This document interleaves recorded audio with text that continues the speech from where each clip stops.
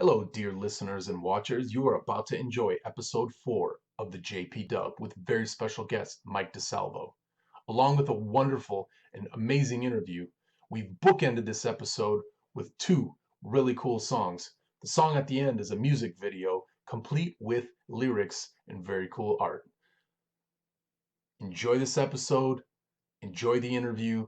Mike's awesome. He was very gracious. He gave us the interview. It was very cool. Also, thank you for your continued support while we try to figure out this new style of recording. We thank you. Sorry for any mess ups. Sorry for any funny edits.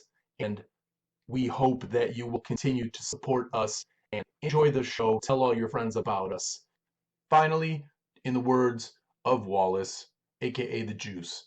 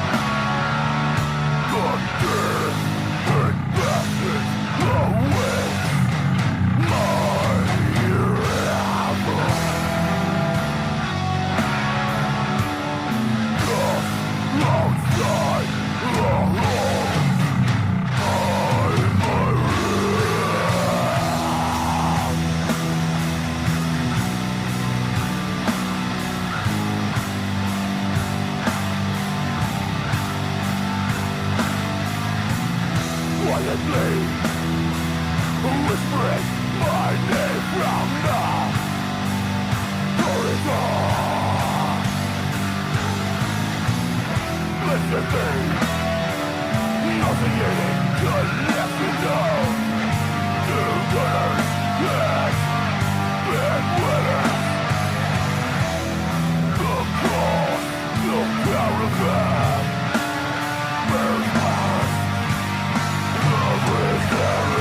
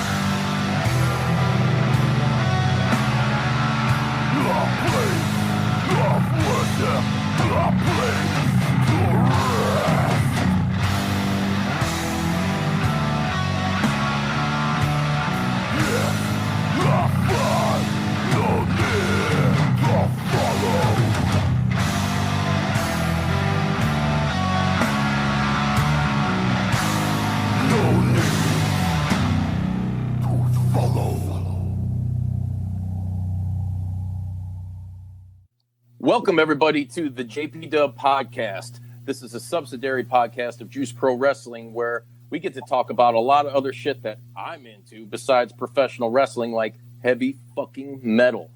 Our guests in the past have included metal artists such as Athner from Midnight, and we've also had the son of George Romero, George C. Romero, on, and John Massari for all you horror fans. Like I said, this podcast is for everybody out there that is into music, creativity, and it's basically based around the people that do that stuff. We like to talk to those people. And with us today, we have another awesome, legendary vocalist from the metal community. This gentleman has performed with the infamous band Cryptopsy, Coma Cluster Void, and currently he's with a band called Akurion. And we're going to get to all of those projects and cover those tonight. Ladies and gentlemen, please welcome fucking Mike DiSalvo! Yeah, what's happening? Nice intro, man. Thank you. I stumbled a little bit, but maybe the two sips of beer got to me already. You know what? Like I said, I got a little bit of country home Scotch here. Or actually, Scotch. What do you got? Scotch, whatever. Yeah. Same whiskey. It's not Dewar's, is it? No, not Dewar's. So, Mike, what's going on in your world, brother? We're just in the midst of this craziness right now. We're just locked in. I've been locked in my house for, it's been 4 days now. And just writing some new material, doing as much as I can to keep my girls busy and keep myself busy. And it's actually been, it's proven quite fruitful, really. Yeah, good. It's one thing I've kind of, in past episodes of Juice Pro Wrestling, we've talked about when all this shit started, that it is as much of a shit show, this whole situation is, it's kind of the one beneficial thing. We're all locked in, right? Most of us with our families and stuff. And in this day and age, when we're so spread out and, doing everything else, and we're busy with work or our phones or just entertaining ourselves through whatever, we have this time now to really reconnect with our loved ones and family. And I think that's something that's totally cool. And you have kids, so I think that's totally fucking great that you get to spend that time with them, and as well as work on, new material, because that's, hey man, make use of your time being creative, Big time. The last thing I'm going to do is sit on my ass and fucking watch Netflix all day. It's just not going to happen. Right. I do have a guilty Netflix, pleasure. I don't want to see it all fucking day. You know what I mean? Yeah. Have you checked out the Tiger King?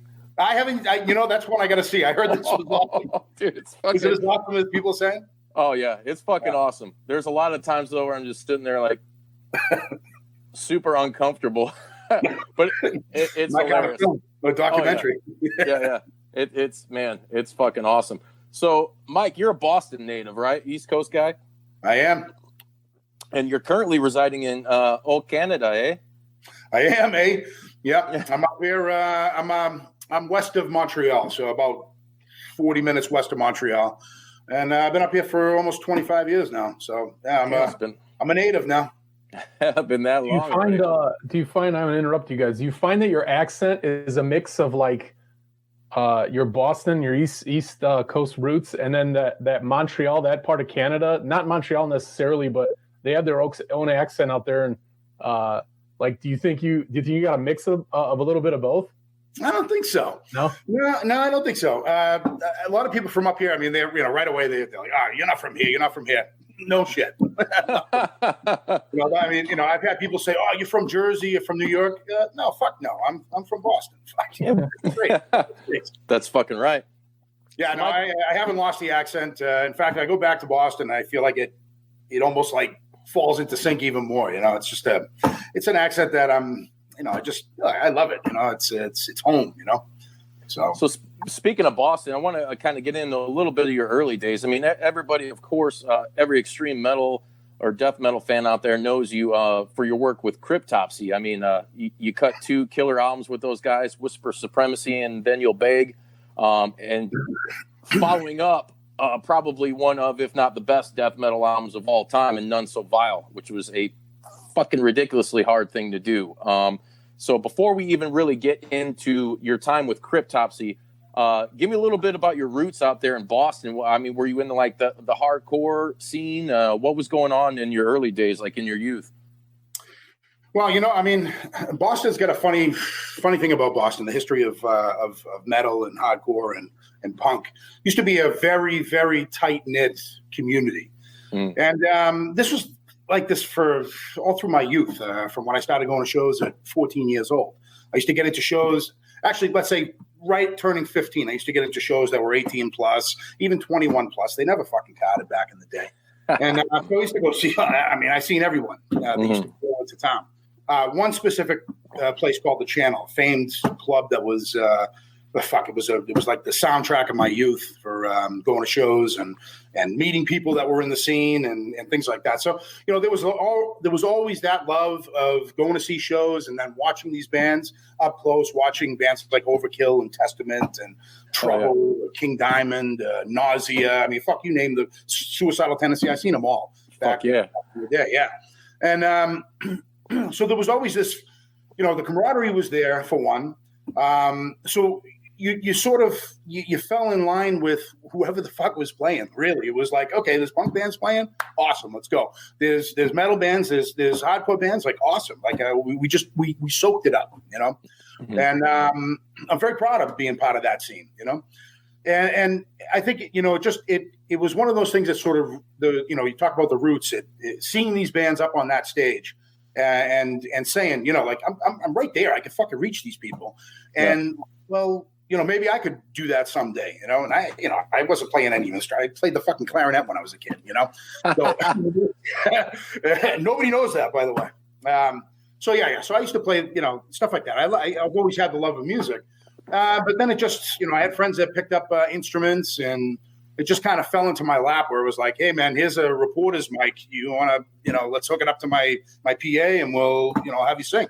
All right, well, what the fuck? We'll try it out. So, of course, I did. And, it was fucking abysmal. I didn't know what the fuck I was doing. But over time, you start to make your way around and you start to feel it out and you start writing, bad lyrics and you work through those and you start to formulate the songs a bit more and understand the riffing and things like that. I mean, the rhythm was always been there. It was just piecing the rest of the shit together that I needed. And we played a lot. I played constantly with just kids in the neighborhood, get together, just bullshit songs, fake songs, try and do some shitty covers and things like that.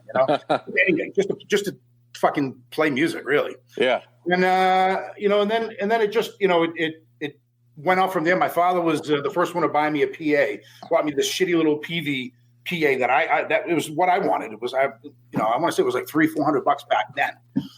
And he had said to me, he was like, you know what? I can't believe I'm buying this shit for you because this is gonna be like everything else. You're just gonna fucking blow it off, over time. I love my father, and I understand where he came from with it, But I stuck to it, and I don't want to say it was like in your face kind of thing, but it was definitely a no, I'm serious about this, and I want to make something of this, And so I just kept at it.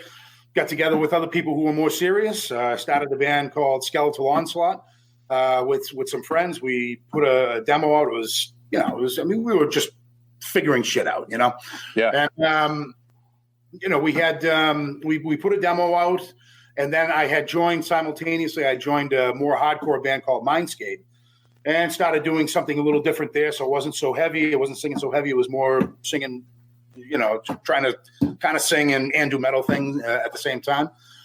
And then from there, it stemmed to Infestation, who I was with for 2 demos after that. And we had, at that point, we started playing a lot. The other 2 bands we were playing, we got the chance to play with a lot of local bands. We got the chance to play with some headliners and some major bands that came through. But Infestation was really where it started for me in terms of getting a chance to play with huge names. We got shows with Carcass and Napalm Death, and we were pretty lucky. We were in the right spot for that. We had a local metal bands that we were playing with a lot, that there was the real strong camaraderie with, and then those bands that we were friends with happened to all get on those huge shows that were coming through.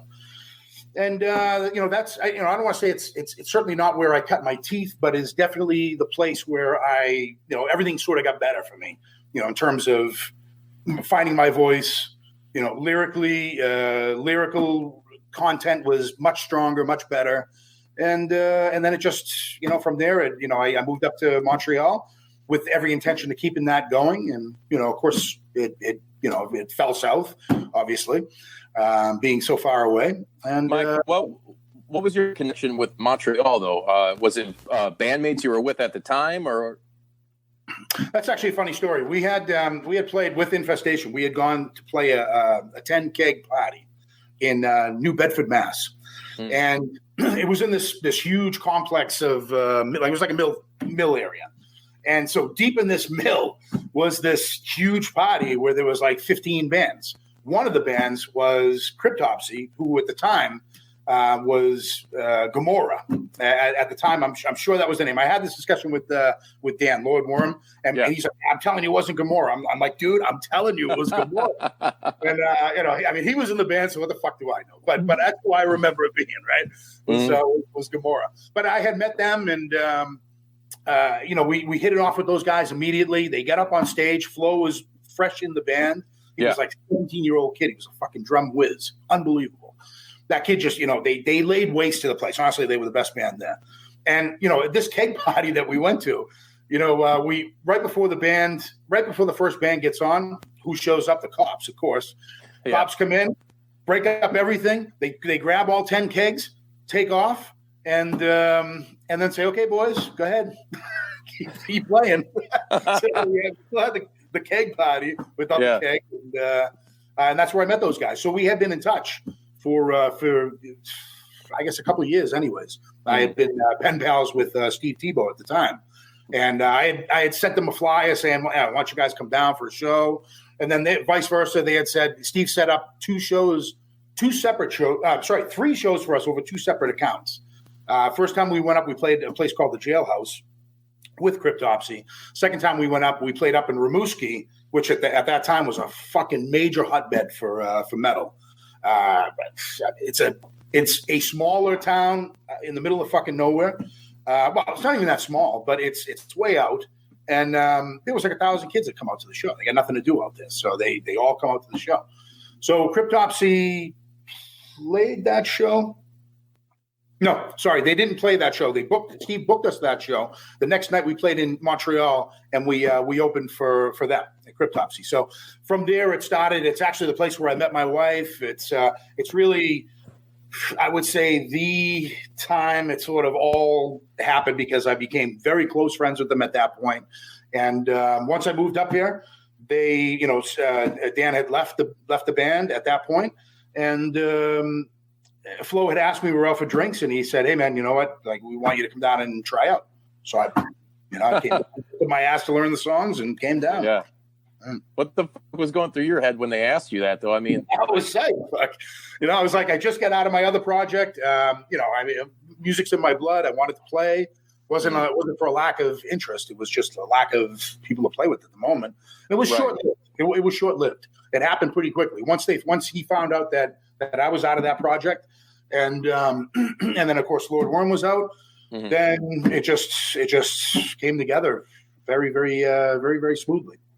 And you and I mean, like you said, you and Worm were friends. I mean, you were friends with all these guys, because I remember when that album came out, Whisper Supremacy, and it was weird for a lot of people because the adjustment, and it's no knock to you, but even like, me, I love that fucking album now, but it took me a while to adjust because you're coming off of Blasphemy and None So Vile. And like I said, man, None So Vile, in my opinion, has to be the perfect fucking most brutal, vile death metal fucking album ever created. I agree. That's saying a lot because there's a lot of great shit, but man, that just fucking set the bar. And it's there's been very few people to really kind of get up there with that album. Yeah, so it's an exceptional record. Man, it's just, and I still it's every other day I'm throwing that on, and nice. And I had to revisit more of a Whisper and Daniel Beg, before this interview. But over time I grew to love that because at first it was like, being a fan of it before I was actually involved in the scene and everything, you're sitting there and you're like, man, I was obsessed with Lord Worm. Like, his lyrical, it's like this dark poetry. It's beautiful. And then that voice and everything it's fucking weird, but he's saying everything he's fucking has written down there, it's so weird because you hear it's just like this, fucking amazing, man. And then it's funny, me and my girl were watching some stuff last weekend. I went and got her tire changed. We were watching some footage when he came back in like 2005 or 2006, and he's feeding people the worms, and she's like watching it, she's like, about ready to throw up. Like, yeah, man, that's fucking Worm. But he was one of those guys that just like I said, that group, that clique that recorded that album was just amazing. So then enter, yourself and Whisper Supremacy. The music had kind of evolved a little bit with, from None So Vile. You guys had like some jazzy elements and shit in there, which was really cool, but there was still that signature sound. And then you yourself being a more, I would say, like kind of hardcore vocalist. It was a big leap because you were more enunciating with, your lyrics and stuff, but there was still this like, dude, Whisper. And I love the way your vocals sound on both albums, but dude, for me, it's like Whisper. It sounds more fucking brutal, like, I don't know what it was. It maybe something in the mix or in the mastering or something, but that I can tell you about it, but yeah. Well, actually, I'll tell you now. Basically, what the difference between the two albums vocally was, I had a fucking terrible cold when we were recording the other record, and the other record, when we were recording that, it was, and Daniel Beg was. I'm super proud of the record. We worked tremendously hard on putting this album together, and when we hit the studio, by the time we were in the studio, and I had the last week of the block that we had to record, right? And we had spent a fortune on that, or Century Media had given us a fortune to spend on that record. So we, when you've got a situation where you've got 5 days left to record. And I wasn't doing them all I know Lord Worm does. He had done all the tracks in like a day, stuff like that. Yeah. But it's not my style. I want to spend time with it, and I don't want to rush it. So we had already blocked out a certain amount of time that we were going to record that, and I had come down with, it was like a flu. Basically, I was sick. I had temperature. I had no voice. And then I tried plowing through this album because we had no time to extend the period of time. Is really what happened. So I love the record. I still listen to it. When I listen to it, though, I know that it's not what I wanted for my voice. And I appreciate everyone. There's a lot of people that really love it. There's people, both sides of the spectrum. Right. And but it really comes down to that. It was an unfortunate situation that we had to work around, and did the best I could. Oh, fuck it, man. I mean, it's like I said, it's still a brutal album, and that's cool. I was not aware of that you were ill during that record. At least you had the fucking balls to do it. I did, man. I fucking sat in a room. I shit you not. I sat in a room and tried just trying to fucking push it out, like just to get in the fucking studio. It was to that level. I just remember sitting there, like at some point when we were I hear some of the parts and I'm like, oh man, but it is what it is, and I've accepted it. I don't look back at it and say, I wish it was. It's right. The album, and that was the performance, and I'm certainly okay with that. Fuck yeah! So getting back to Whisper real quick. I mean, you guys did a few tracks that I don't know if they were intended for Worm or what, because ancient lore goes. I mean, from a fan standpoint, that they were working on, what was it, the Book of Suffering, like the Tomb 1 and 2, something that they got around to doing now with Matt McGuire. I can't say his last name. Or do I want to? But anyways, and they wanted to go in a different direction. Worm didn't want to do it, and then he took time to go teach or work at the brewery or whatever, however the story goes. But there were still a few remnants left, as far as songs like Cold Hate, Warm Blood.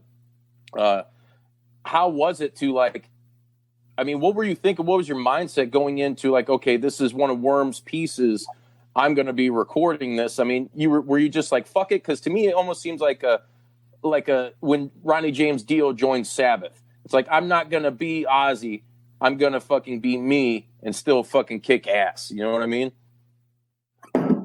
I really did go in with that intention of making sure that the album was 100% me, vocally. Lyrically as well. I had to, obviously I had huge shoes to fill with Dan. So, I'd say the transition was easy because, we were and are friends, great friends.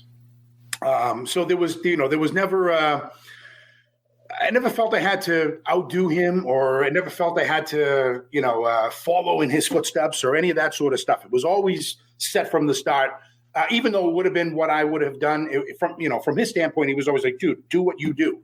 And I was like, okay, well, that's cool. I'm glad to hear it from you. For sure. Well, you got his blessing, Yeah. You get his blessing. You get his blessing. You get the band's blessing. Like, good. We're gonna do something else now. Meant everything for me, because I wouldn't have done it any other way. Last thing I'm going to do is pull out fucking worms and start eating that shit. Like, I'm not doing all right. Maybe some fucking gummy worms. Yeah. Right? I'm not even fucking, man. I'm not doing worms. It's not fucking worms. So that's his gig. And, I had to form my own, stage presence and bring my own ideas to the table and showcase what I could bring. That was different from what he was doing, Oh yeah. And and that's basically, the mindset was that, especially going into those first two songs that were already written. I can't speak on if the tome, whatever you call it, I forget the name of it there, but I don't recall that being talked about back then. So if it wasn't something that was brought to my attention, and it was always left as an untitled album until we came up with the album. Right. So I don't know if that was something when he had come back and they had started to work on, and then he left. I think it was probably around that, because I really don't remember that. Oh yeah. You might be right. Yeah. I think it was at that point, and then he left, and then of course Matt came in after that, right? So. Yeah, I mean, when those two songs, the White Worms and Cold Hate, Warm Blood, were already written when I came in. So what I did was I went back and learned the entire catalog of songs. And each practice I would come in, I'd have 2 or 3 songs under my belt and just hammer those ones out. And I wanted to get through them as fast as possible, because I love those fucking 2 songs, Yeah. Well, they play it, and I just sit there and just watch them play, and I'm like, fuck, I want to play this, So I, for myself, I was kind of learning them a little bit, but not. I had to focus on the old stuff. They wanted me to go through the back catalog and learn every song, so I did. And then finally got around to that. And I didn't change anything per se, except for the delivery. The delivery was the only thing that I switched around. For example, on Cold Hate Warm Blood, that whole last section where it's the glass grinding, black metal kind of part there, where he's talking about the months. I love that whole section. He was literally just blah, blah, blah, like this, and I was just like, how the fuck is he putting this in? Like, all right, I just gotta keep it together, mold it together, and do you. Yeah, just fucking do me. That's it. And I'm just going to add all the words in, and that's that. Well, it was cool though because Worm was on that track. He laid some vocals on there with you guys. Absolutely. Yeah, we had him. That was by design. We wanted him on the album, 100%. We had, and since then too. I mean, I've had him on other albums with me as well. So I mean, right. it's of the utmost importance to have friends be a part of any project that, personally speaking, that I do. So when you joined the band, now was this? They did a show. I think there's a YouTube video out this. Shout out to my boy Brad Vanderzee that was telling me about this. Like one of Worm's probably his last show. They wheeled him out in a coffin, right? And then you came out. Yeah, that's true. You know what? If that's on video, fuck, I want to see that. Like I have never seen that. Really? I'll have to find that link. I'll have to get that link. I'll share. Oh yeah, dude. I'd like to see. Well, I think they did this twice though. When he first joined the band, he had come in. They had brought in a hearse or something, and they brought him out or something. And that I know they have a video of. But the first show, if there's a video, I haven't seen it yet. And in fact, what we did was we had. I think I was actually telling Matt this story, and what we had done was the whole idea was nobody knew that he was going to be out of the project at that point, so he was going to do Crown of Horns, and halfway through, right where it comes to the solo part, he was going to drop to the ground, and then I was going to come in and pick him up and toss him into the coffin. So, so what we did was we had actually practiced it at the jam. So I just remember picking him up by his tossing Worm. yeah, there you go. I picked him up by his pants. I dropped him in, and so we tried this a few times, and I kind of put him on the couch and whatever. So come the time of the show, we're getting ready. I get up there, and I'm already I've got everything running through my head of lyrics and all the rest of the stuff. And now I have to make sure this kid gets in the fucking coffin in time in about a 30-second period of time, right? So, So when he drops, I get up there, I come up. Nobody knows this is happening. I pick him up. As I go to pick him up, I'm like, "You fucking heavy motherfucker! What's you're like 100 pounds, but you feel like fucking 300 pounds right now. I don't know what's up." So pick him up, toss him in. Finally, I fucking kick the side of the coffin. Off he goes in, picked up the mic, started singing, and that was it, man. It was history from them. Amazing. It was. I would say it is one of the Quebec shows that falls into the lore of Quebec metal for sure. Like, fuck yeah, truly. Wonderful experience. What's one of the how would you say this now? Like during your time in Cryptopsy, what's one of the most fucked up things you encountered? Like maybe a horrible road story. We've all had one of those. I got about 1 million of fucked up things I could tell. But what's one in particular that comes to your mind that meant like, man, this was just a fucked up incident or fucking weird or something like that happened while you were in Cryptopsy?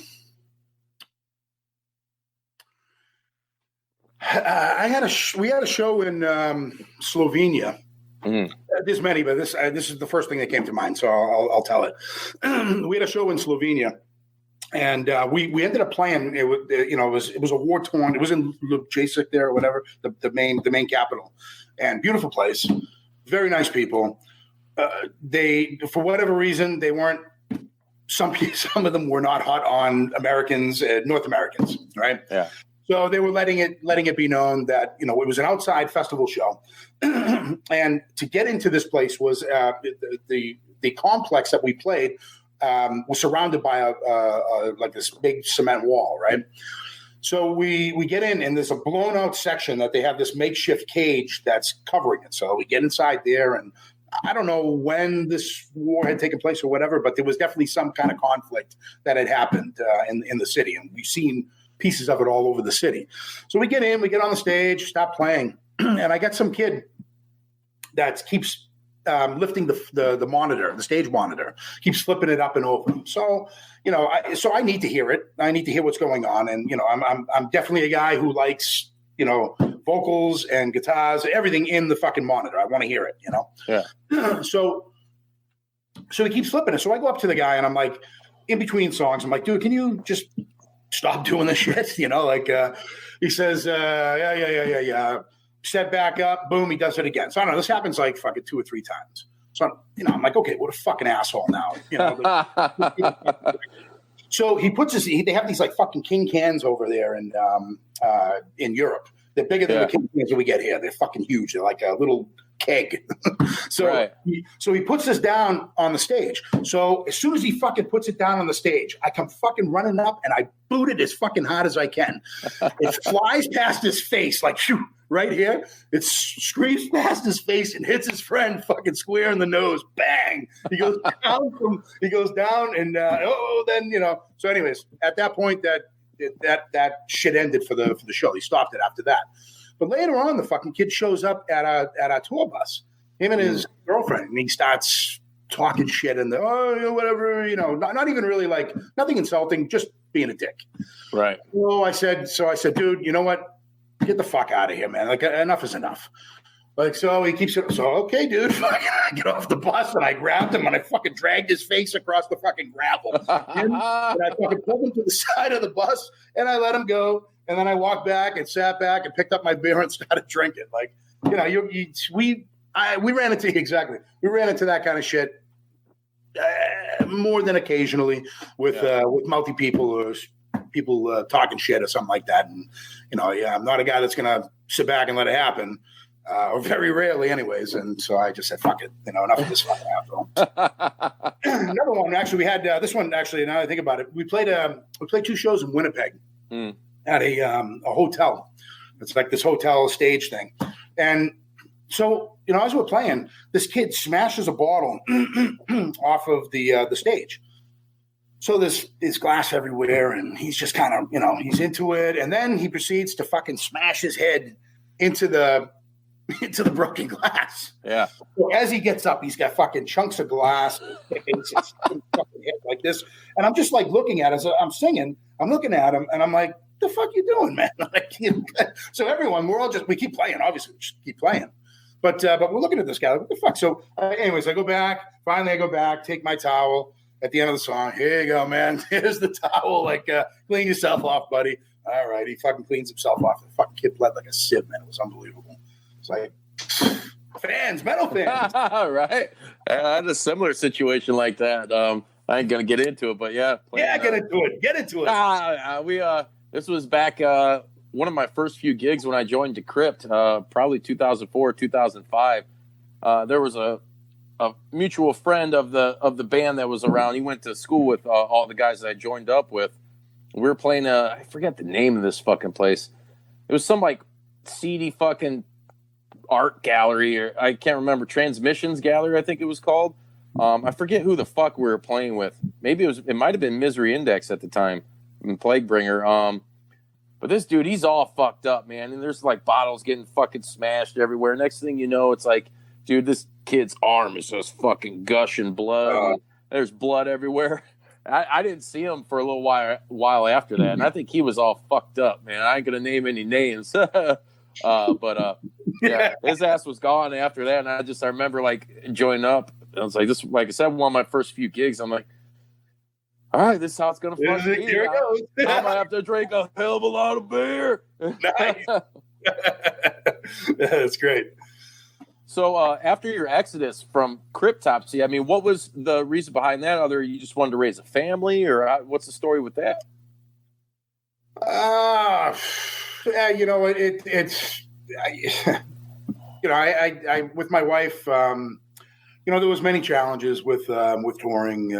This was pretty problematic, I would say, with the relationship itself. So I tried for a long time to keep it cool, and so did my wife, and we tried to make it work. And at some point, I won't go into details about it. It's neither here nor there.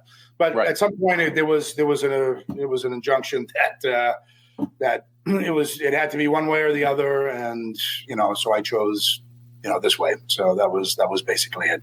So I stepped away, and that was it took a long time for me to recover from it. It took some time to recover with the guys, some of the guys. It's like a divorce, right? It's like So I mean, there was some things that had taken place, but at the end of the day, I see those guys, most of those guys, and I love them. They're good friends, and I would do anything for those guys. So what may have been an issue in the past is certainly non-existent at this point in the present. So for sure. That's good, man. It's the old adage, time heals all wounds. Absolutely. I mean, I may have held on to baggage for many situations of that whole thing for a long time, but then you grow up, you work on yourself, you become wiser, you realize it's not just about you. You know what I mean? So there's many conflicting things that had taken place, and in hindsight, I look back and I say, okay, well, it was meant to be that way, and I'm okay with how things turned out. Right on. Well, and so I mean, what your first venture kind of back into music was that with Coma Cluster Void, or? No, the first thing I started to do almost immediately after I left Cryptopsy, I started playing with Mike. I don't know if you know the band Warhorse. Yeah. Okay, so Mike Hubbard is the drummer. I used to play with him in Infestation. So good friend of mine. He used to come up and we'd get together, we'd jam. He also plays guitar, and so we get together with him, my wife Genevieve, and another friend of ours, JF, and we would just get together on a weekend. And literally from start to finish, at the time they got there to the time they left, we wrote songs. And it was that project was called Mabus. So it's unreleased material, but it's actually in some fucking odd way, it's some of the material I'm the most proud of, because it really brought me in a direction of doing things that were not just metal. It was metal, but it was also stoner rock. It was also some lighter stuff. I mean, it was just very eclectic and very cool. And we did it on our own, just for us. And still to this day, I haven't released any of those tracks. But I am extremely proud of those tunes. So that was the first thing. And then after that, it was actually Akurion that we started, that Rob and I started working on something.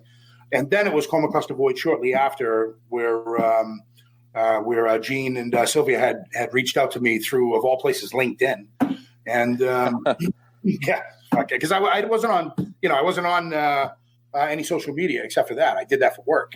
So they reached out to me somehow. They found me, and they were like, "Dude, we'd like to send you some stuff, and tell us what you think." And with Coma Cluster Void, the stuff that I was hearing from them was just next tier shit. I never heard anyone playing stuff like this. There were similarities, but to other music I was listening to, but nothing that was as fucking crazy and chaotic but still cohesive as that. And I latched onto it immediately. I mean, over the years, I've had people reach out to me and say, "Hey, would you like to be part of this project?" And and whether I like it or not, I just wasn't in the right frame of mind to hop onto something at that point, aside from what I was doing with Mike and my wife. But this was something that struck me over the head as enough for me to say, all right, look, I'll take on a second project here. And now I've been playing 2 different projects. I got a 3rd project right now. I got a 4th one coming up. So, I mean, I'm fucking good, man. It's good. That's a good thing. Well, tell us a little bit about Akurion. You guys, so you're about to drop a new record, a new full length, right? Yes, we are. We're about April 10th is the release date, and it's through Redefining Darkness. We signed with them, and this has been a long process to get this album to where it is at this point. Lots of things culminated to, for the delays, but the culmination at this point is, we see it now. We see all this hard work that has gotten to this point, that we're 2 weeks away from this release that we've been on for fucking 8 years, Right. So immensely proud to put this record out.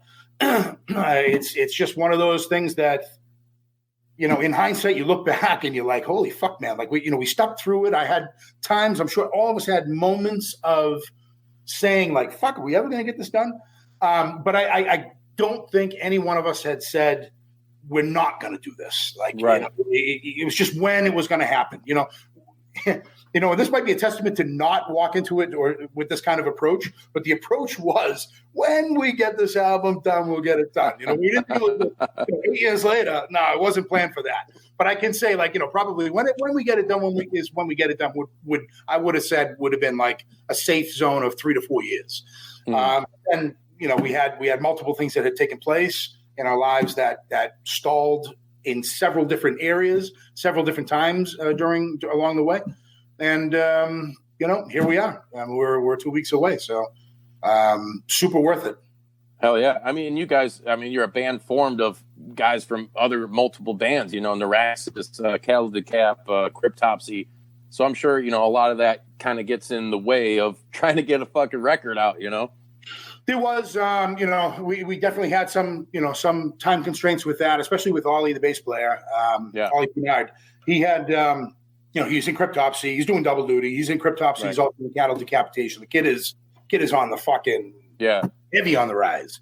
You know, incredible bass player and fucking super awesome dude. You know, a good friend of mine. So, but yeah, you without a doubt there was, you know, other things aside from, you know, the somber shit that happened in our lives that were going on also. I mean, Tommy's in the military, so he had times where he was gone for months at a time, you know. So we just get together and we start, you know, try to put riffs together, et cetera, et cetera. We always kept the boat going. It's just you know, it was just stalled along the way. Fuck yeah. Well, we're going to put links in the bottom of this too, so people can find that and get that pre-order going. And we'll also be playing a track at the end of this interview, Year of the Long Pig, off of that album. Thank you. Really pumped for people to hear that.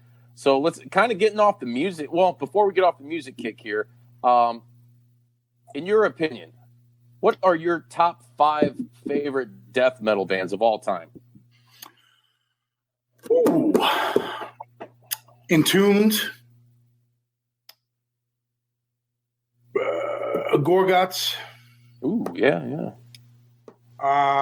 Strictly death metal, we're talking. Yes. Yeah. Bolt Thrower. Okay. Autopsy. And who the fuck else? There's so many others that I could choose from. I know, right? It's like a toss-up between like Suffocation or Morbid Angel, or you know, one of those two. We'll add them both in for the final. Fuck yeah, Suffo's fucking the shit, man. We've been able to share bills with those guys, man. Just those are like American death metal, like for our band, like that's like some of our biggest influences. You know, me and my drummer Brad, like, you know, guys like Suffo and Obituary and Corpse, just classic shit, man. Just classic shit, and know? Super good dudes too. You know, super good guys in Suffocation are fucking brothers. What up, man. Terrence? Super awesome. Yeah. They come to town and it's always fun. You know, it's they're any of those classic bands. You know, I mean, if I don't know them all personally, but there are many that I know, and always look forward to seeing everybody come to town, especially those old school fucking metal guys. You know, Obituary would be another, Sepultura would be another one too. I mean, fuck yeah, old school Sepultura. Shit, where do I begin? Disembowelment. I just bought a new Disembowelment record off of re-released the Transcendence record, and fuck, man, that's one of my favorite records. Like, you know, there's just so many of them that you could go through those old school stuff. I mean, I love some of the new things that are coming out, but I really love the shit from when I was younger, and I still always go back to that old school death metal. Sound. A lot of that sound too. A lot of it is the recording. You know, it's special Scott Burns shit, man. I mean, that's just still to this day. Like, people talk shit about it, but those records all sound awesome. I don't give a fuck. They all sound. Yeah. Fuck them. Totally. That gets a big fuck them. 100%. You know, that guy was doing shit that. You know, he was creating a sound for a scene that needed a sound, And all power to him, and all power to fucking to what he did for those bands to push metal in a direction that we will never see metal disappear. Right. He's one of those guys, I think, that, man, if the Rock and Roll Hall of Fame was ever going to grow set and honor someone, especially in metal, in extreme metal, like that motherfucker needs like his own little wing so you can 100%. Look at all these amazing records that he fucking recorded, Yeah. He definitely deserves Hall of Fame material for sure. Another band that I really never gave the time of day. I'm trying to think how long I've been actually into like death and grind. Probably since, let's say, the late 90s. So probably, I don't know, freshman, sophomore in high school. But a band that I never really gave the time of day back in those days because I was, on like Cryptopsy and all this other shit, was Death. Oh, incredible. And now it's like, fuck, man, I listen to that shit now, and you got bands like Gruesome, shout out to Matt Harvey and those guys because they just do it so well. They do the really thing so well. Yeah. Man, they're just such a fucking influential band. And like, it sucks when you listen to this shit, and it's like, man, Chuck was so way ahead of his time. Very much so. Just great music, man.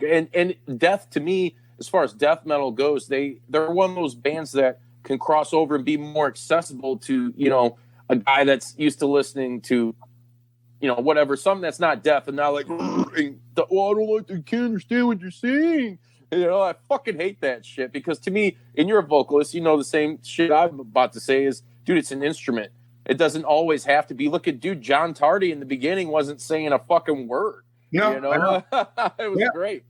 And I think Chuck, though, he actually had a really good voice, dude. It's like hearing him like cover like Kiss, God of Thunder and shit. It's like, what the fuck, dude? But it rocks, dude. It's fucking awesome. And they're like amazing. Totally, yeah, they're totally. I'll tell you where that bridge happens with is musicians. Exactly. If you're a fucking musician and you're learning your instrument and you don't like a band like Death, then fucking put your guitar away, or put your fucking drums away, like because that's like the next tier level. In terms of technical, without being so fucking technical, you don't know what the hell's going on anymore. This was technical with a purpose. It went places, and I will listen to Death till the day I die. Till you meet Death. Yeah, for sure, man. I mean, he's he is an absolute mastermind at writing and putting the songs together. I mean, clearly the really one of the best to come out of metal, period. Truly. Yeah. Oh yeah, for sure. So moving on from the music thing, Mike, I kind of want to get into what are some of the other aspects and favorite things in your life that you enjoy doing. As far as like beer drinking, what kind of beer is your favorite? You're up there in Canada. I'm surprised you ain't got a Molson with you. No, fuck that shit. No, I don't like anything macro related aside from like, let's say Guinness. I'd say I put them into macro territory at this point. But any of the macro breweries, I don't drink any of their shit. I'm definitely a guy who goes for stouts being the number one, stuff that, I mean, here, for instance, I've been drinking this for the last few days. I don't know if you can see that. Oh, this is a Quebec, St. Amboise is a Quebec beer. And these guys are, they're bigger than your average craft, breweries, but but they make fucking great beer. So this is a new one. The Irish Stout is a new one. They have an oatmeal stout. They have various different things. But a lot of these, like some of the ones that are like the big ones that aren't quite macros, are starting to really open up the market a bit in terms of coming up with different types of IPAs or different types of stouts or porters. These guys do a great Baltic porter. So for me, I like a lot of the darker beer is really where you're. Hey, Mike, anybody ever tell you won dark, motherfucker? Yeah. Writing all them dark lyrics, drinking all them dark beers. That's it, man. If I can't get away from the darkness. Speaking of the darkness, you ever listen to those guys? Yeah, I mean the radio stuff. I don't think I ever listened to. I don't think I listened to a full record, but I mean I've heard a few tracks. don't know, probably like 3 or 4 tracks. So I know that people have been trying to turn me on to them, but I haven't made the leap yet. Super great musicians, man. I mean, the voice? I don't know. Dude, I would love to hear those guys cover like some Queen or some shit, dude, because he's got like that falsetto like Freddie, you know. What's kind of some bands outside of like metal or death metal that you really get into? I mean, obviously you're a punk, man. You had to come for that hardcore punk scene. I mean, did you grow up like in Black Flag and shit back in the day, or what? I was always around Black Flag. Black Flag's one of those Bad Brains, you know. I've always been. It's always been around me, and I some of it I liked a lot. Some of it I wasn't so hot on at the time, and then as I've gotten older. Funny enough, as I've gotten older, like you have the Misfits in the back. That album, Legacy of Brutality, like this is only a 5-year venture. I had that when I was a kid, and I bought it on cassette. And I was like, I don't fucking know, man. The Misfits, I don't know. And for years, like I had one of my friends, actually from Infestation, Mark Brophy was, you know, he's a punk rocker, and he was the one who was always, dude, you gotta listen. So he fucking play it all the time. And it was one of those records. I'm like, I hear it all the time. I hear all their records all the time. And now as a 48-year-old, for the last 5 years, man, I'm fucking hooked heavy on the Misfits in particular. Black Flag is one that I always liked, but I never owned anything by them. You know, so it was always friends who had them. So I always listened to, you know, stuff like that. But I mean, I was listening to like shit like Siege and, you know, Boston band, you know, sick grindcore, old Boston band like Postmortem. I don't know if you know those guys. Yeah. They were crossover, you know, thrashy, real dark fucking metal, but also punk and, you know, Nausea, stuff like that. I mean, I did Doom. I have listened to all that early Neurosis stuff. Yeah. I love all Neurosis, you know, so the whole expansion of the punk rock Neurosis to the brilliant fucking thing they've become now. Yob, another one, you know, like that style of Cult of Luna, those kinds of bands are always been super high on my list in terms of, you know, slower, doomier Cathedral, the early Cathedral records. Yeah. I used to work with this Mexican dude. He loved Cathedral records. Yeah. Oh yeah. I know what you're talking about. The old Celtic Frost records, like anything that was slow, groovy, mid-tempo to slow was always my you know, and then on the other extreme, the real fast stuff, the grindcore stuff, Terrorizer, those kinds of bands. Fucking, you know, I just love that shit. You know, huge fan of it. Still to this day, I listen to all those bands that I talked about on the regular. You know, I'm definitely a stoner rock guy too. I really like, you know, bands like the obvious Black Sabbath. Excuse me, Sleep. Yeah, it's all right, man. Hey, you can do that shit here. You know, we're not. What I was trying to do. All right. I think you threw it to me. Yeah, I think so. I just went right to the screen. Thank you for that. You know, so that type of stuff. You know, bands like Intronaut. I'm hooked on the progressive side of metal as well. Progressive rock. Listen to a ton of progressive rock. Porcupine Tree, one of my favorites. Steven Wilson. I fucking can't get enough of him. Opeth. I'm a huge fan of Opeth from the inception of the band to where they are now. I love them all. So, you know, and then I can listen to something I can pop on, the new Merkwa record's fucking amazing. Mm-hmm. You know, it's her just singing Scandinavian style songs. It's incredible. I listened to it this morning, had a coffee. My daughters were listening to it. They love it. I love, you know, like, I mean, it doesn't have to be metal on boot. You know, it's, you know, for me, it's all about, you know, a variety of tunes. You know, Black Keys, I'm a big fan. Portishead, I'm a big fan. Okay. You know, so it really kind of cover the gamut in terms of the, you know, styles of music I listen to. The only thing I don't go to is fucking bullshit country music and bullshit pop. I fucking want to. If I could fucking slit its throat, if it was a human, I'd stomp it to the ground. All that shit. Fucking hate. Oh man, hate. Fucking. I hate fucking pop and country. I'm gonna go hide my Rick Astley records real quick. Oh, please. Oh man, it's all good. I get it. You got to be versatile, man. Yeah. you have to be open minded, you know, and Indeed. everybody's entitled to like what they like, you know, except Absolutely. for that country shit. You know, I will harp on people for that. I do. Not like any of them are going to be listening to this anyway. So. I know, right? But yeah, I'm all over the place myself, dude. You know, death metal, grind, jazz. I like some of the old school hip hop, like the '80s. I like, dude. I like the fucking Fat Boys, dude. It's the best. This shit's awesome. Human beatbox, man. Eric B. and Rakim. Fucking dude. Beastie Boys, dude. I love the fucking Beastie Boys. Beasties are awesome. Yeah, old school hip hop all the way. Love it. Fuck yeah. I'm a huge Frank Zappa guy too. What do you think about him? You ever listen to I love Zappa? Frank Zappa. Fucking awesome, man. Like, it's just fucking crazy and chaotic as anyone's fucking. Nobody fucking writes shit like that. Maybe No. Captain Beefheart might be the closest. Right. It's weird because there was a lot of times, shout to my buddy Zach Asia, we'd be listening to him. It's like, man, you know what's so awesome about Zappa is like you hear like the technicality. I mean, and not every song, obviously. I mean, he had some goofy shit, but dude, the actual musicianship, like this guy wrote every single note of every instrument that everybody fucking played. I would sit and listen to it. There it is again.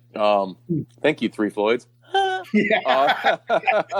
But imagine it as a fucking metal lick, dude, you know, and that's what really, like, I think as I got older, because I liked it when I was little, but it really just started to hit me when I got older. It's like, man, imagine how that would sound if someone just fucking ripped it up, dude. You had some fucking, because he always had some tight ass drummers too, and you want to talk about guitar players, dude, like fucking Steve Vai. Come on, you know, like honestly, dude, you know, it's fucking Terry Bozzio on the drum kit, like seriously, yeah. Imagine if these dudes were playing fucking technical death metal, dude. It would be amazing. Watch out, let's go. Yeah. Totally.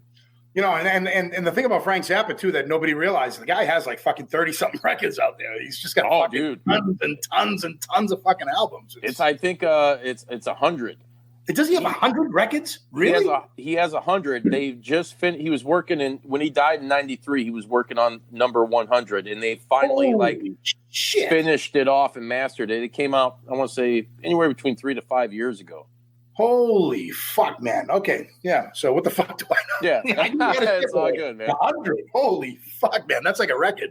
Yeah, it's ridiculous. Who's done that? Maybe Ravi Shankar. He's probably got 100 records. Oh, I'm sure, dude. He's probably on one of Zappa's, dude. They probably did some shit live, you know. So outside of music and everything, I mean, you a big sports guy or what? I am. You know, I played sports all my life when I was younger. I played soccer, baseball, hockey. Hockey's my sport, though. Hockey's definitely the one that, you know, that speaks to me. I mean, I watch football, but if the Pats aren't on, I'm not watching a single game. You ain't gonna be watching them this year, are you? Since your boy left. Yeah, it's over now. It's over. I'm so happy. I'm a Bears guy, man. Come on. A Bears guy? How could you be happy? Well, hey, man. Nothing but heartache, but you gotta stick with your team, man. I'm still on 85, and I was only like fucking 3 years older when that happened. Well, they kicked the fucking Pats' ass, so that's right. Yeah, I'm glad you remember. I remember. Yeah, so I mean, you know, so I'll watch the Pats. I'll watch the Red Sox again, though. If there's another baseball team on, I'm definitely not watching it.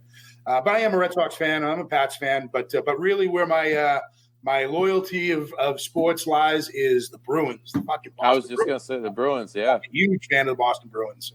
I'm a Blackhawks guy, so dude, I like the Blackhawks too, man. You know, like original 16. You know, exactly. There's a couple of those original 6 teams that I've wiped my ass with, like the Montreal Canadiens. I've wiped my ass with the Canadiens so many times. I have hemorrhoids the size of fucking C's with a little 8 in between. They're fucking exactly. No, I hate that. But dude, you're gonna get fucking deported, man. Yeah, they're gonna open up the borders just so they can deport your ass for saying that. Hey, I have a thing up here. I wear Bruins jerseys, and my saying is I make friends everywhere I go in the city. Right. And not a fucking soul. People will say something, and then they're like, "Oh yeah, just whatever." I usually shoot them down with some kind of fire. I just trashed someone this year. I was like, we won't even see the final result. But this year, Habs are on the bottom, Bruins are on the top. Some guy walked by me in a restaurant. I had a Bruins shirt on, and he goes by and he made some kind of off-color comment. It was fine. It was trying to be funny. And I just said, "Oh, you guys have a team?" Because I don't look that far down the fucking the standings. And he was just like, "Oh, fuck, yeah." So, and then the year stopped. And we all got fucked. It's funny. I think with it's weird. Like those original teams, like those first few teams. Like there's a lot of if you're just a hockey fan, a fan of hockey, a lot of people like those. Like there's a lot of Blackhawks fans everywhere.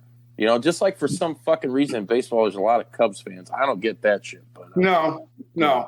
But I think for jerseys, in terms of jerseys, the Blackhawks have one of the greatest fucking jerseys of all time. Colors, just the whole thing is it's a beautiful, beautiful logo, beautiful design of the shirts. I love when they did the Windy City Classic when they were playing those, and they were just the black and white jerseys. Oh, dude, those were nice, man. Those were nice. Killer. Yeah, gorgeous. Yeah. The Red Wings, same thing. Even Toronto. I hate Toronto, but the blue, the blue with the white. Even Montreal, the red with. I mean, they're classic jerseys, but you can't take it. Why are you living in Canada? On top of it, I hate winter. What the fuck are you doing here? It's always winter up there, man. The Game of Thrones hasn't ended up there. They haven't gotten the memo. Yeah. It's the fans and the ladies. You just, they hook you in. Yeah, no shit, man. Hey, so you a big horror fan or what? Dude, I'm a huge horror fan. It's basically the only films I watch. Everything else can, sit on the sidelines. Right. Pretty much watch horror almost exclusively. Nice. Give me your top 5 favorite horror films. Oh, John Carpenter's The Thing. Nice. Watch what you say now, Mike. Watch what you say. All right, let's see. Invasion of the Body Snatchers with Donald Sutherland. Nice. I love that one too. Good. Fucking amazing. It's amazing. Yeah. The Exorcist. I'll throw that in there. Or The Exorcist 3. I really like that one too. I have that on Blu-ray. It's got Chucky in it. It's amazing. Texas Chainsaw Massacre is probably the original is probably my favorite. Yeah. I mean, I can go with some classics. I mean, obviously Halloween, but I've seen it so many times. I hate using that one. It's just been one of those films I've fucking seen a billion times. Yeah. What else? Here's one. Here's one I'll bring out from when I was a kid that I love. I haven't seen it in many years, but when I was a kid, this was my favorite fucking horror movie. Was The Son of the Blob. The Son of the Blob? I feel like I've seen the Son of the Blob. I know I probably have. I used to go to this movie gallery as a kid. I rented their fucking horror section until, that shit was wore out. God damn, I know I've seen that. I know it. I've seen all the Blob movies for the most part, remakes and shit. Son of the Blob. The Son of the Blob. It was the 70s, early 70s film, and it scared the shit out of me when I was a kid. I was terrified by this movie. I remember, I must have been 6, 7 years old. I just remember waking up and being probably crying, running in my parents' bedroom or whatever. But I remember that movie distinctly, how much it scared the shit out of me. I saw parts of it recently. They put it out on DVD or Blu-ray, and I saw parts of it. And I was like, really? The fuck was I scared of this shit? Right? It's like, this is the worst movie ever. No, it's good. All right, here's one. Race with the Devil. Do you ever see Race with the Devil? No. Dude, seek this movie out.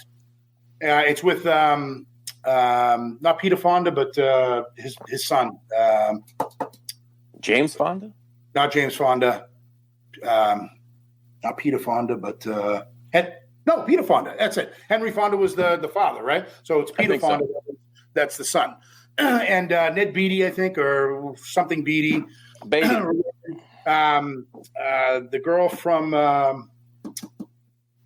MASH, the blonde girl there. Okay, I know what you're talking about. Yeah, Loretta Swit.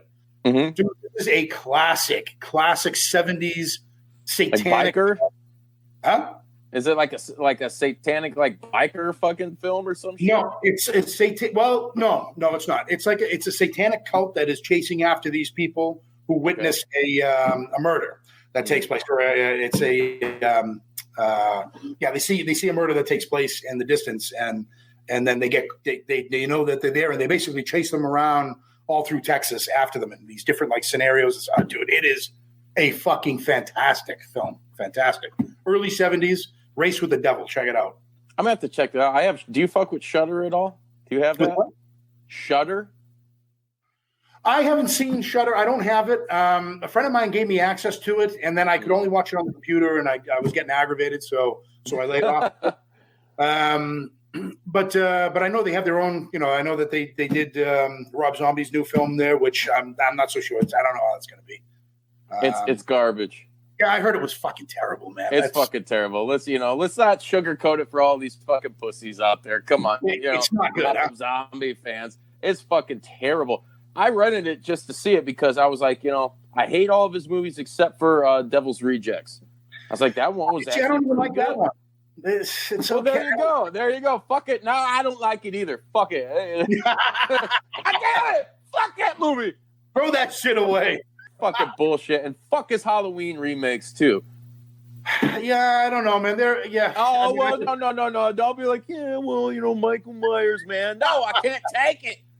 Can't do it. I'd rather have the Kenny Powers Michael Myers. Damn it. Honestly, the only ones that I really like are the first two from that series. The John Carpenter films, okay. Anything else after that, whatever. It's like the fucking Friday the 13th. I just started introducing my daughter to that series. We watched the first three, I don't know, let's say a year ago, and the first two are fucking great. The third one's goofy.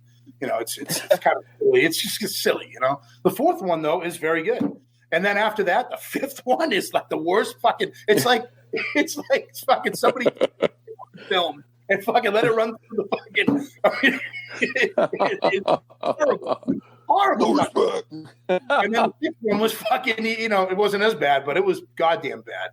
And then so my daughter's like, so do we dare watch the seventh one? I'm like, I don't know, man. Like I think after that, he goes to Manhattan, then he's in space. Come on, man. Fuck yeah. Enough.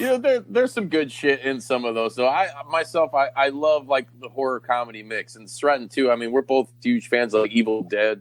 Oh, dude, I love the Evil Dead. Fuck, love them. Amazing. Yeah, that slapstick shit. Like it's like Texas Chainsaw meets the Three Stooges or something like that. Yeah. And you throw a little bit of The Exorcist in there. So you like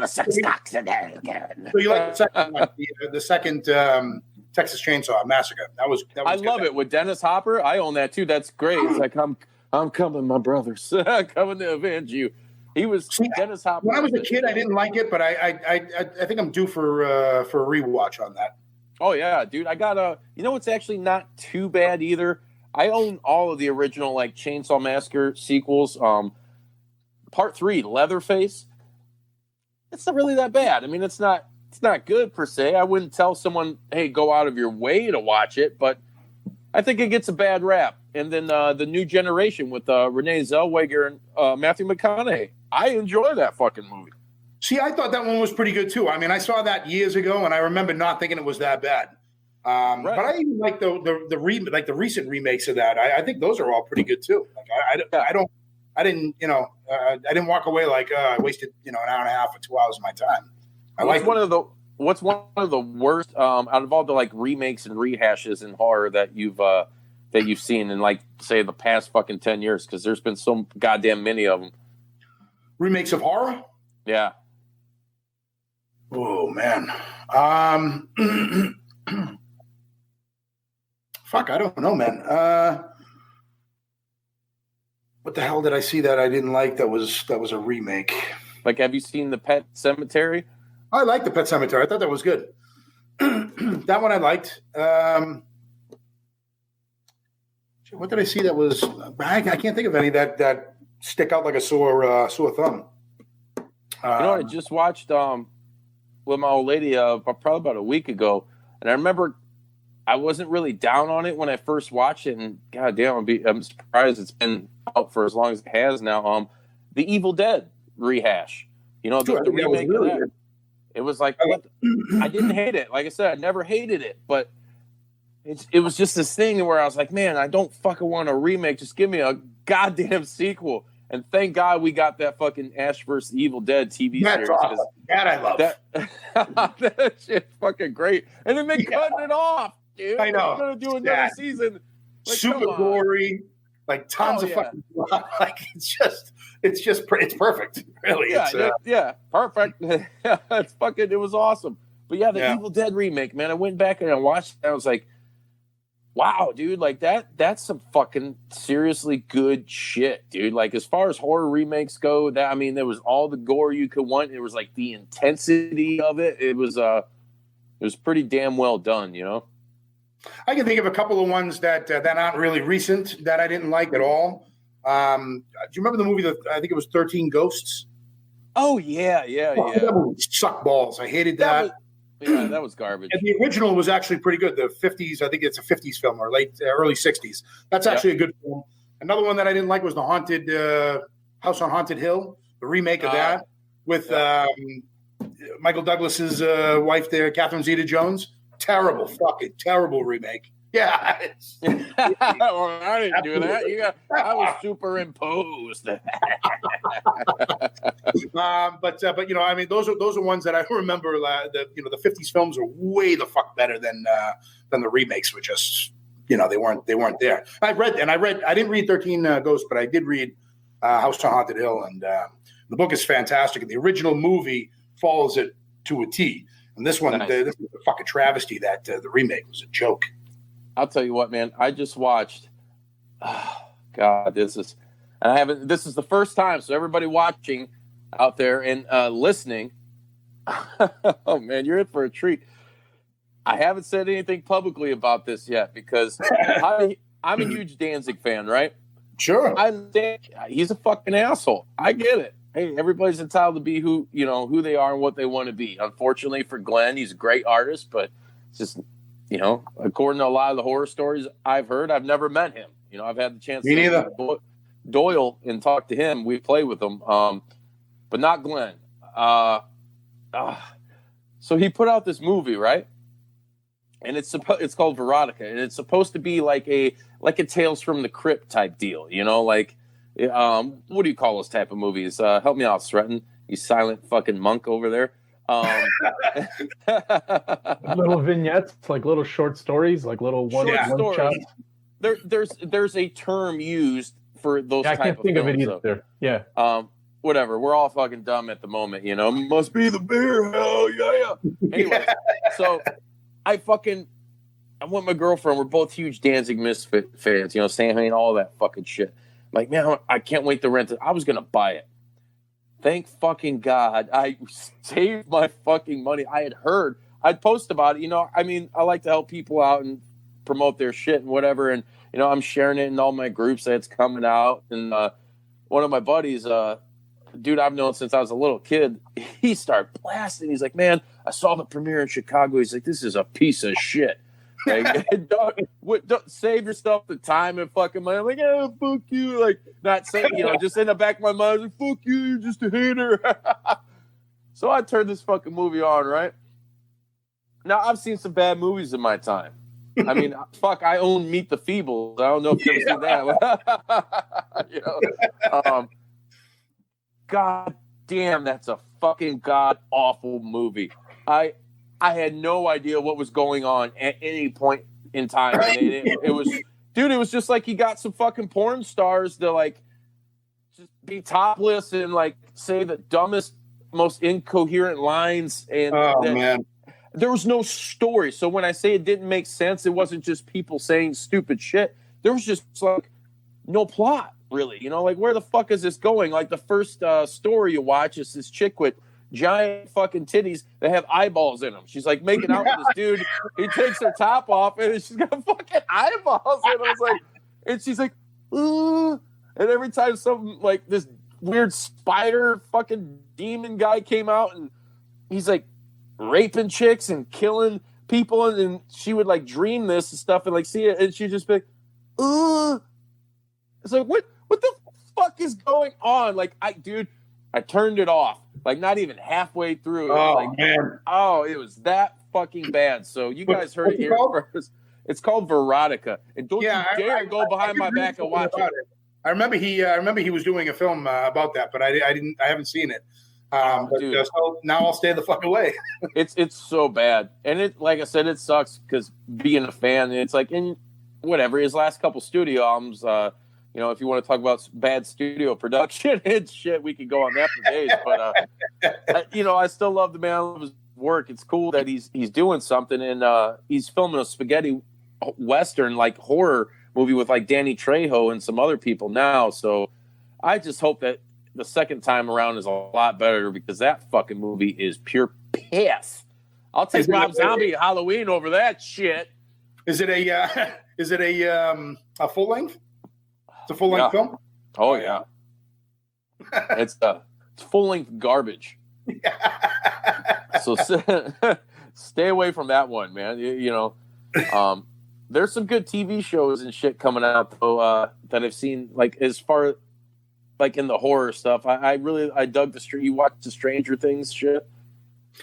The first season I really liked. The second season I liked less. The last season I wanted to puke on my fucking screen. It was kind of like The Walking Dead, man. The Walking Dead got bad. Like, I don't watch it anymore either. I haven't watched it in like 3 years now, man. I haven't. It's this year that I haven't seen. I've seen nothing from it. I don't know. I just finished the comic book series. I finally finished that, and it's a lot different. Obviously, it's a lot different.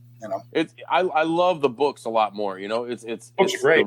The writing's fucking really great, man. It's brutal, man. And the interaction between each group or human, if you will, in the comics.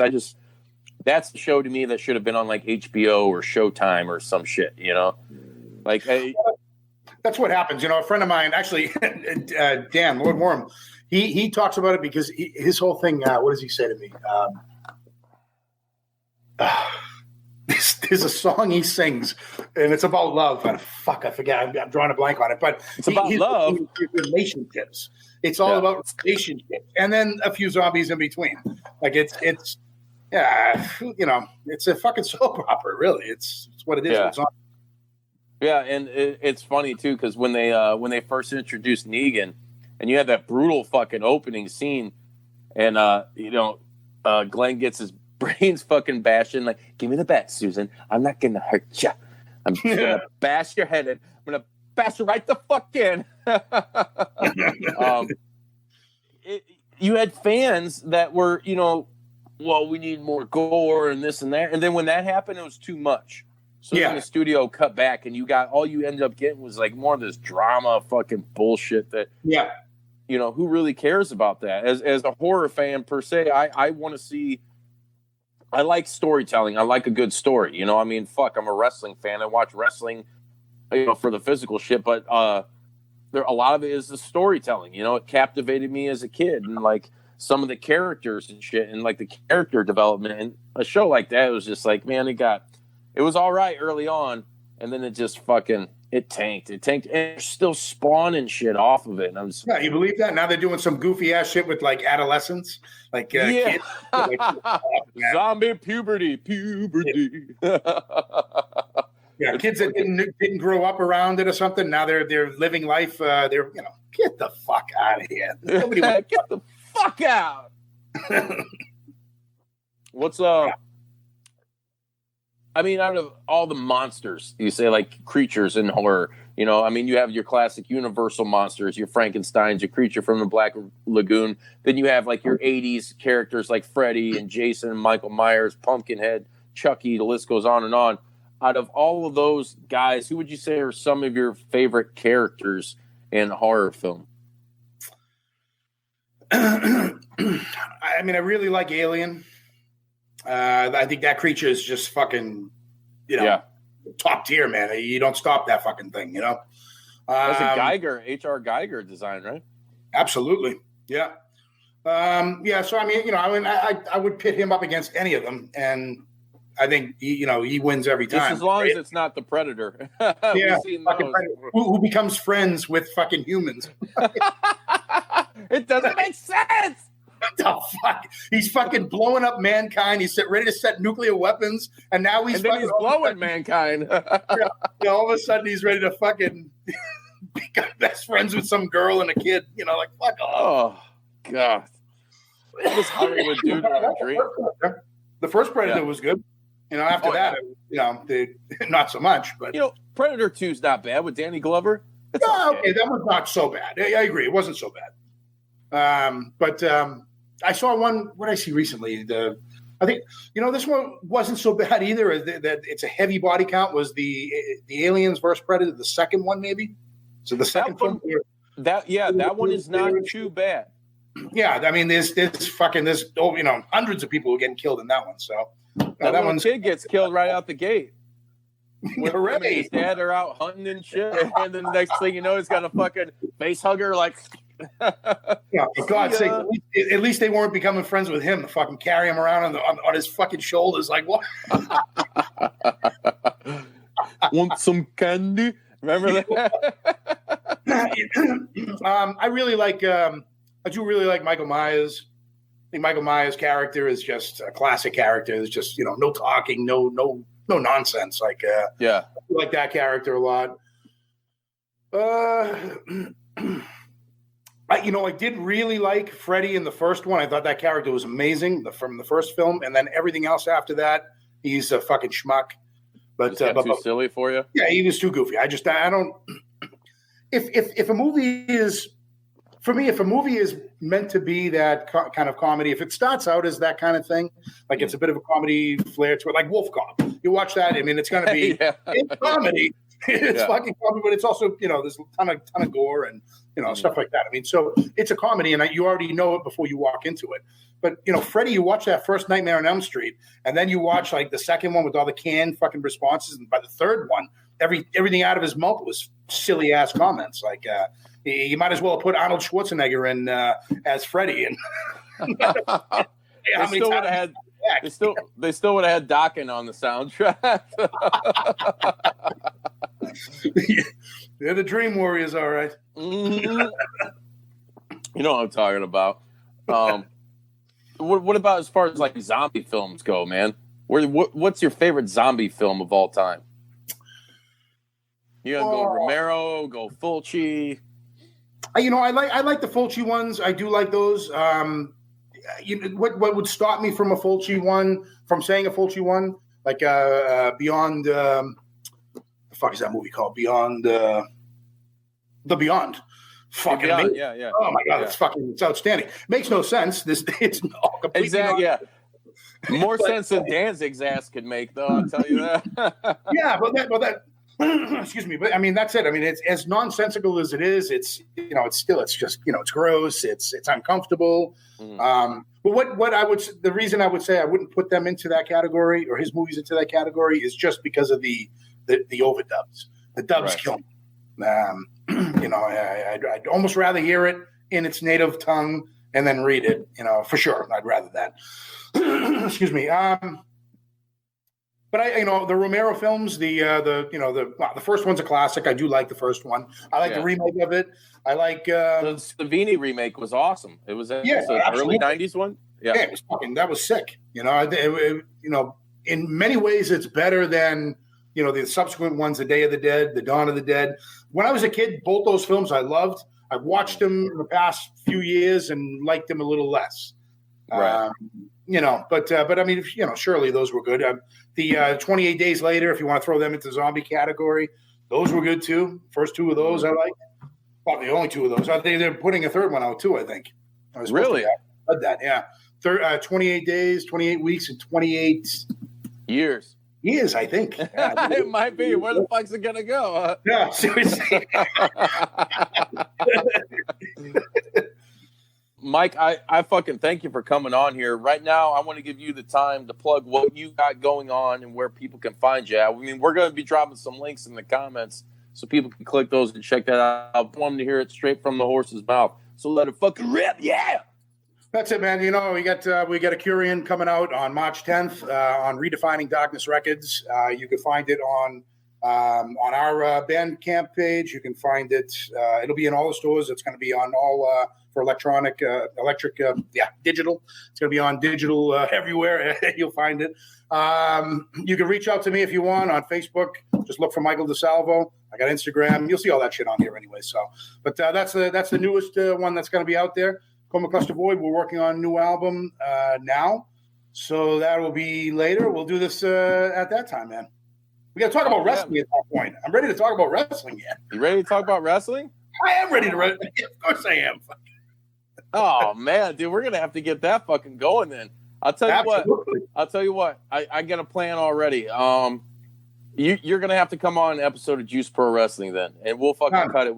Next week we got episode 100. Even though we're way past that, we kind of like to fuck. We like to fuck with people. We've been teetering around since like '99. We did 99 Ways to Die, and then it was like 99 3/4, 99 bottles of beer on the wall. Like, and now it's the last one we just did was 99.99999. Just fucking with people, you know, like till we get to 100. Well, I mean, I can talk about the old school wrestling shit for sure. I mean, but anything new, I don't know who the fuck's in there now. But the old school stuff for sure. I love. I grew up fucking watching that. I love it. Oh, dude, I easily got you down, man. So figure in 2 weeks, Juice Pro Wrestling episode 101. It'll be entitled 101 Proof with Mike DiSalvo. Yeah. That just fucking happened. We're gonna go old school. We like to take people back to old school. We cover it all, man. So awesome. That'll be fucking really cool to talk about, bro. Fucking right, man. Awesome. But yeah, good. Man, it's been a blast talking about fucking music and sports and horror and everything with you, man. And I wish you nothing but the best. And we're going to keep in contact and looking forward to that new record, brother. Fucking cheers, man. Likewise, gentlemen. Thank you very much. Pleasure. Salute. Thank you. Salute.